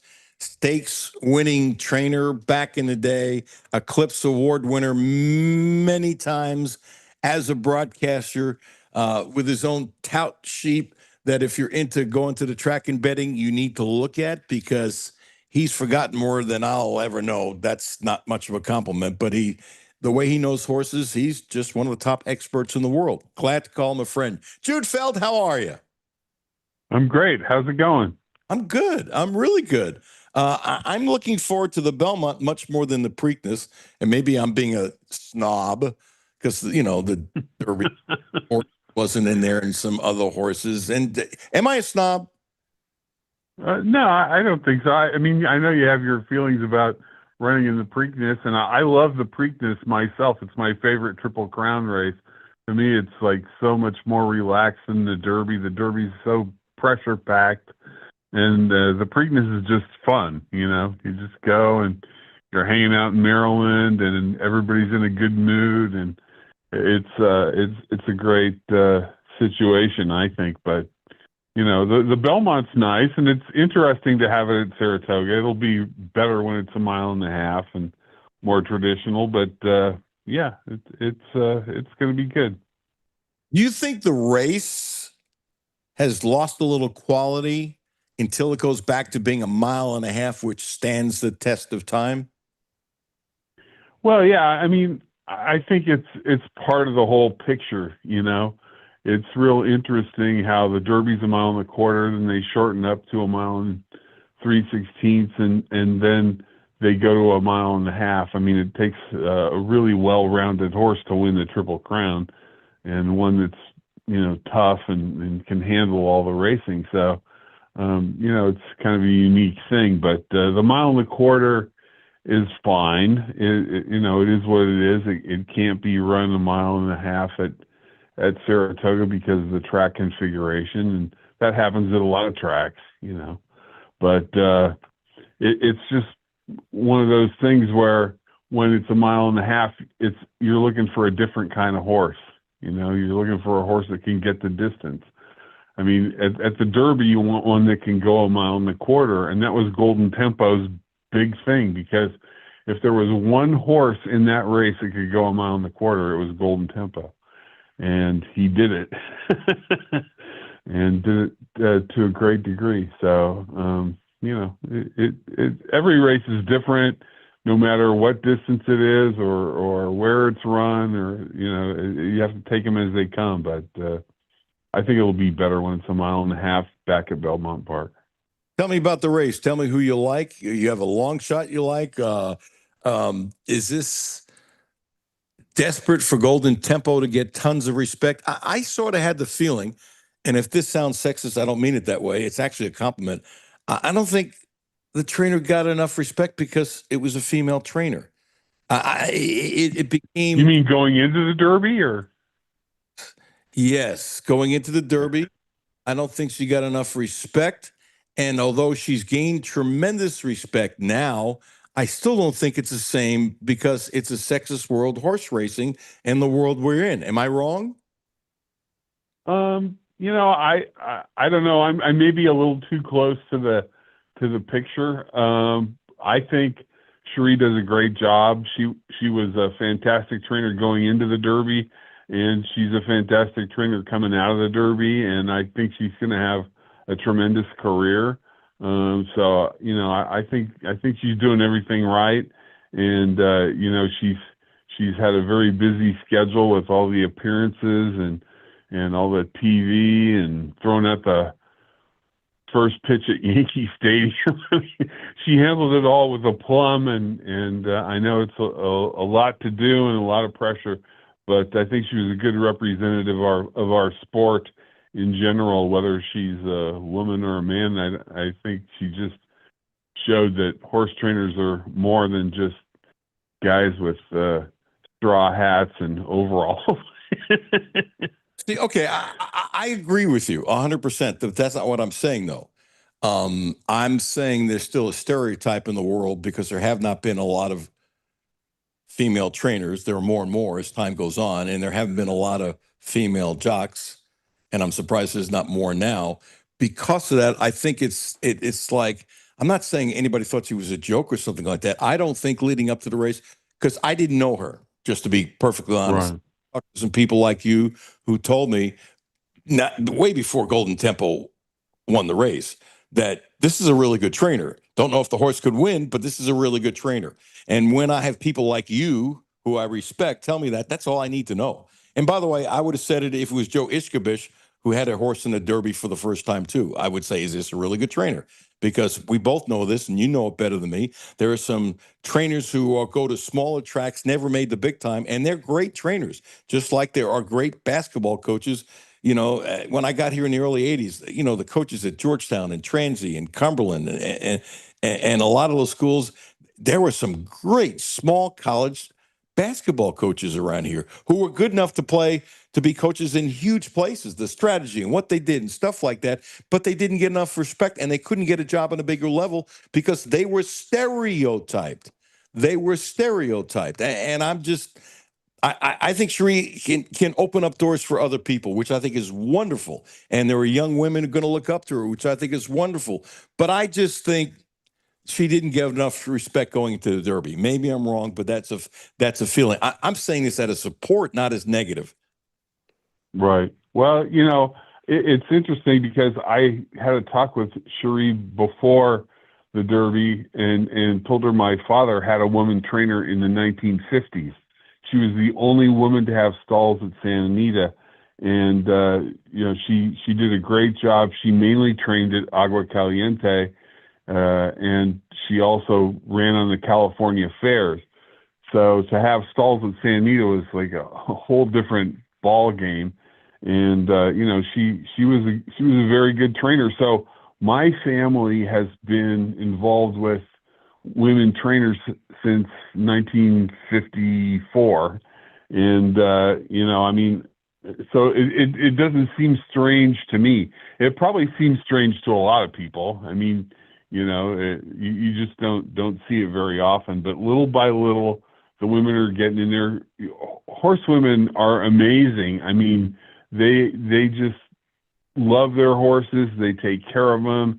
They spend a lot of time with them. It's a whole different kind of situation. I mean, it's almost like a mother's love or something that they have for the horse. You know, they really have a rapport with their animals, and I think it's great. You know, does that give them a leg up? I mean, most of the women trainers that I've known over the years, I have tremendous respect for. I know what they have to go through. I know how hard it is to train horses from my own experience. And, you know, they have to put up with a lot of stuff that other people don't have to go through, that the men don't have these problems. So I think they do a overwhelmingly great job.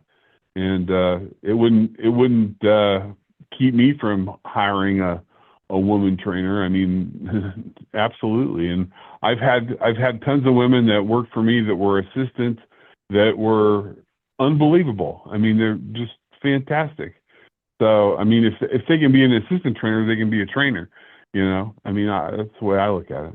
When you say put up a lot of stuff as a female trainer, would you be kind enough, my friend Jude Fell, to be a little more specific? Well, I mean, you know, just the fact that they're a woman, I think they don't get the same respect. I agree with you that they're not they're not looked upon as great or as somebody that really knows their stuff. And I think that's a misconception. I mean, I think there's a lot of women that are probably better trainers than men that, that people look down on them because, what are you doing? Why are you doing this? But look, you see now more and more and more women with their names in the program, winning races. It's great. I think it's fantastic. And my father, wherever he is smiling. That's for sure. That's unbelievable. As well as we know each other, I didn't know that your father had horses. I can't believe I didn't know that. And he had a female trainer that couldn't be very many back then. I applaud you. See, here's my other thing. When I was talking about, I don't think they get enough respect, not just from the public, but my thought is, it's got to be tougher for a female trainer to get really good stock from owners starting out. Is that true or not? Oh yeah, I mean, well, it's hard for anybody to get their first horse, and then to get better horses, to have people say, well, I want to have so and so train my horses because they do a great job or whatever. It takes a long time, and if you're a man, a lot of times you get more press, you have more people paying attention to you. Women have it so hard in racing. It's just like the women that were jockeys. I mean, they had to endure a lot of, prejudice along the way and unkind comments and remarks and, everything from sexual innuendos to just downright unkindness, and even now in today's world, which everything is PC and all of that, it's so hard for women to get their first break, to find somebody that will help them, and will let them, try to make a go of it, because it's tough. It's tough for the guys too. Don't get me wrong. It's not easy to be a jockey or a trainer or anything, no matter what sex you are. It's not easy, but it's much tougher if you're a woman. That's eloquently put, and that's where I was coming from. You said it better than I could, seriously, because you've lived it, that kind of thing. And I lived with that, with what my mother went through. Same thing on a different level. She was brilliant and didn't get some positions that she was overqualified for, and some other people got it that they were underqualified for because she was a female. So I personally, since I was a kid, have been very sensitive towards women getting rights and stuff like that. When you see your mother, who had 2 master's degrees when women weren't going to college and all that kind of stuff, and was unbelievably talented and didn't get jobs that they should have rolled out the red carpet for because she was a female. So Jude, I'm very sensitive to that for a lot of reasons. Okay, let's get to the race. Who's going to win? Who should I put my $2 on? Well, I'm kind of fond of Emerging Market. I think he's a really nice horse. I don't think he had the best go of it in the Derby. He's trained well up to this race. Chad Brown's got him. He's by Candy Ride. He's out of an Empire Maker mare. He's got a lot of things going for him pedigree-wise.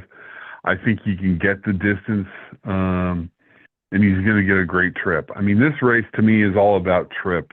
It's going to be whoever gets the best go of it is probably going to win. And I think he's got a good chance of getting a great trip. You've got him, you got Renegade and Golden Tempo coming back. I mean, they're both, I think, going to be tough. Renegade ran a very good race, and he's going to have a little bit easier situation than looking at 18 horses in front of him. So that's going to be good for him. And Golden Tempo, he's just so willing. He always runs well. He wants to do good, and I think he's actually got a chance. I mean, it's not going to be the same kind of race that he ran in the Derby, but I think he'll finish. He'll be right there at the wire. He can get the mile and the quarter. So I think he's a horse that, if you're playing exactas or trifectas or superfectas or any of those crazy things, if you are going to play that, you need to use him. I think he's going to be right there. Is Golden Tempo getting enough respect? It's not the first time or the last time it's going to happen that, the Derby winner then shows up, whether it's the Preakness or the Belmont, and is not the favorite. So this is not like this is breaking news. But I always find it interesting when that happens. To me, that's the public saying, you obviously you got a great horse, you won the Derby. Hello. But we really don't believe that your horse is as great as maybe winning the Derby. What is it, the psychology when you have, and again, this has happened many times.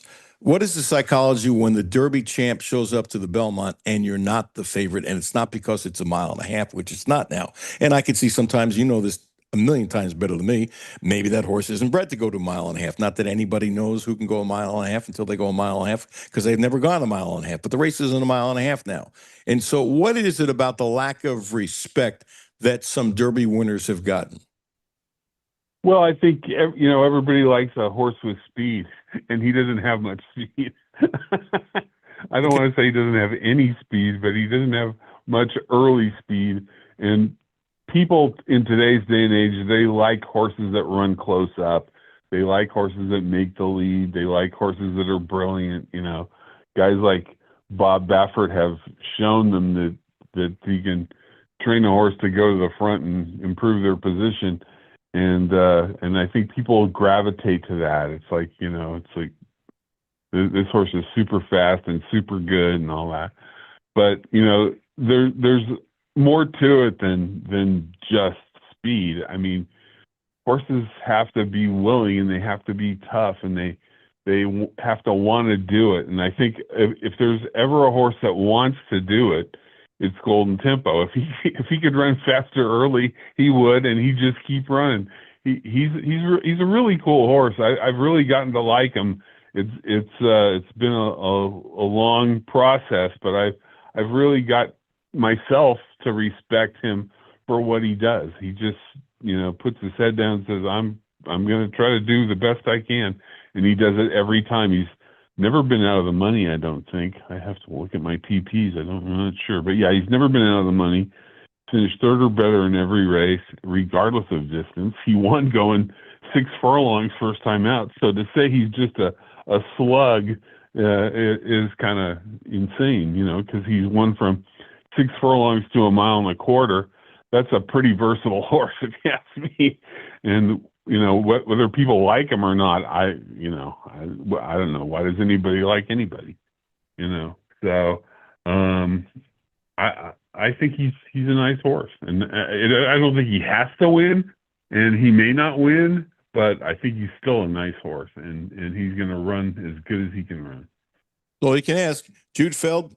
Hey, buddy, appreciate your time. Thank you for your very poignant comments about trainers and what some have to go through.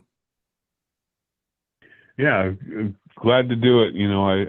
I've had a lot of women work for me over the years, and I appreciate them for everything they've done. May they get equal opportunity. That's all I care about. Hey, man, thank you. Enjoy the Belmont. Talk to you down the road, and hope you catch a bunch of tickets tomorrow. All right, thank you. You too. You see it, Jude. Jude Feld. It was really good. Jimmy, I think I pushed him a little bit. I think a little bit more than you have any other time he's been on. Yeah. I consider him a good friend. I thought it was interesting. It took a couple times for him to really open up, but his answer when he opened up, I think it's as good of an answer as I've ever gotten from anybody, either on camera, on radio, or at the track. I thought his answer was absolutely spectacular.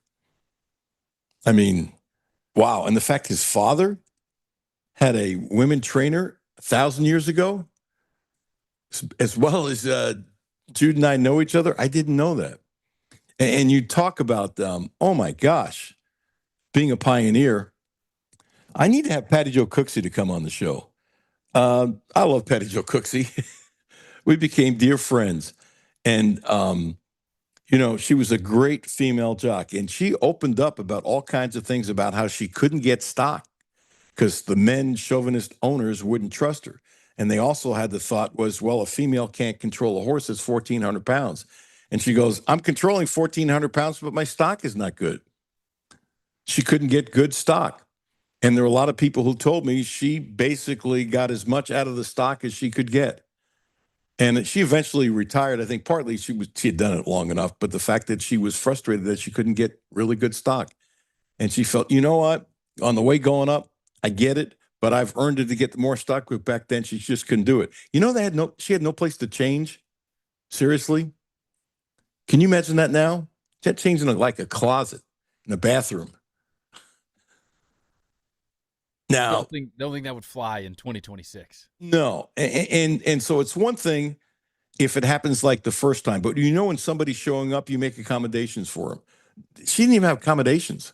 When she was telling me that, it was past disgusting. Really past disgusting. Really? Really? And there were some male jocks who treated her great, and there were some male jocks who were just awful to her. Awful. Cruel. These aren't my words. These were her words. Yet, Jimmy, what a positive attitude, and people love her, and she's been great for the industry, and with a smile on her face, and loves horse racing and loves horses. One of my favorite people that I met at the track. That was one of the things I love doing horse stories because of all the interesting people that I met. Week is over. I'm taking next week off. So enjoy listening to ESPN Radio. Rich Eisen, who does a hell of a show, he's really, really, really good. I mean, really good. And Jimmy, he doesn't have any trouble with his scheduler because he has people scheduled for him. He doesn't have to wear 12 hats. Probably got quite a few schedulers. Yes, he does. Yeah, he's got a big staff, and you know what? He's earned that right, and he's really good. And I don't know him, but he's a really good guy. So I'm taking the week off. Jimmy, as always, thank you so much. I know you'll miss me terribly. Not. Coming up at 2, Brad Taylor. Coming up at 4, Wildcat Drive with Matthew and Jimmy. Who do you have? We're going to have John Hale on the show today talking about the AD search in Kentucky football.